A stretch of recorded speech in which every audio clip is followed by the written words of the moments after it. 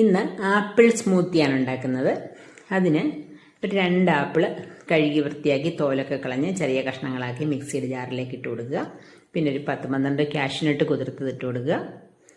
ഒരു 8-10 ഈന്തപ്പഴം കുതിർത്തതും കൂടി ഇട്ട് കൊടുക്കുക, സീഡൊക്കെ നീക്കം ചെയ്തിട്ട്. പിന്നെ ഒരു 3 ടീസ്പൂൺ ഫ്ലാക്സ് സീഡ് പൗഡർ ഇട്ട് കൊടുക്കുന്നുണ്ട്. ഇത് ഫ്ലാക്സ് സീഡ് നമ്മൾ വീട്ടിൽ പൊടിച്ചെടുത്ത് വെച്ചിരിക്കുന്നതാണ്. ഒരു ക്യാരറ്റും ഒരു റോബസ്റ്റയും ഇട്ട് കൊടുത്തിട്ടുണ്ട്. അത് വീഡിയോയിൽ വന്നിട്ടില്ല. അല്പം പാലും കൂടെ ഒഴിച്ച് ആദ്യം ഒന്ന് നന്നായിട്ട് അരച്ചെടുക്കണം.